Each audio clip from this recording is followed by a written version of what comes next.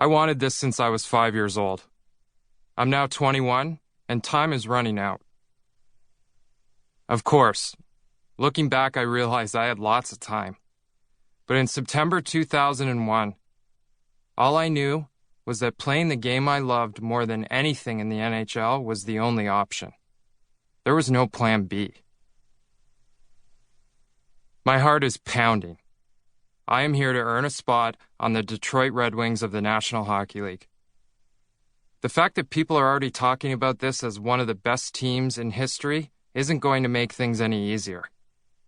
I'm going to have to take a job away from someone the Red Wings actually want on the roster. And they've already told me in several ways that they don't want me. This is my third crack at making the NHL. I've already played 2 seasons in the minors. Every year, a new bunch of rookies shows up, diminishing my odds. When I look around at the guys in camp, or when lying awake in bed last night, I have to ask whether I am good enough. I'm not an idiot. I know most people would say no. The Red Wings already said no. I had been good enough once. As a kid, I played for an all-Ontario rep team. By the way, that's a big deal. In my last year of junior hockey, I had 28 goals and 56 assists for 85 points in 55 games. To put it in perspective, my fellow OHL player Jason Spezza had 36 goals and 50 assists and 86 points for the Windsor Spitfires in his best junior season. Spezza was chosen second overall in the first round of the 2001 NHL entry draft.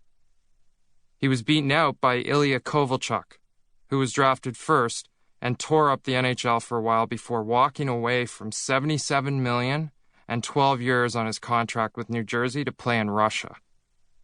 Being drafted by the NHL doesn't guarantee anything. I know this too well as I wasn't drafted at all. On draft day in 2001, part of me believed that there was at least one NHL general manager out there who would see what I could bring to a team. And another part of me believed that getting drafted was too good to be true. I wasn't going to sit by the phone. I spent draft day at a pool party.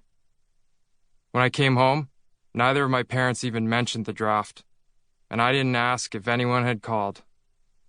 It was as if we had all moved on to the next plan of attack. I'd go to training camp as a free agent. But still, it hurt.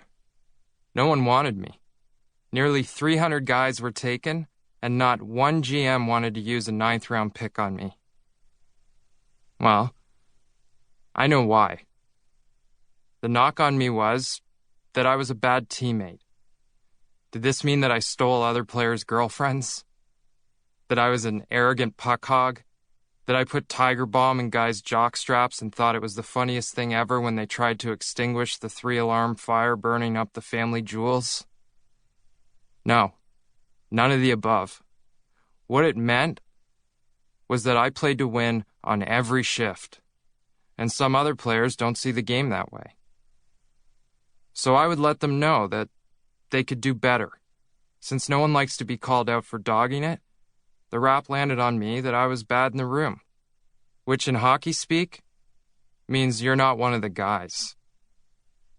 Maybe it's the same in other sports, but in hockey, being one of the guys goes a long way. What it won't do, though, is win you a puck battle in the corner, and it's certainly not going to win you a fight.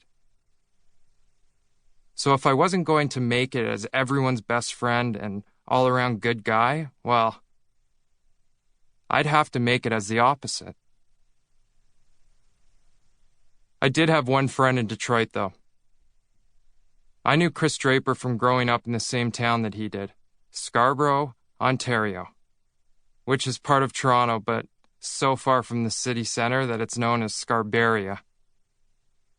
In 1997-98, when Draper was then in his 5th season with the Red Wings, the one in which he'd win the second of his 4 Stanley Cups, we worked out at the same gym.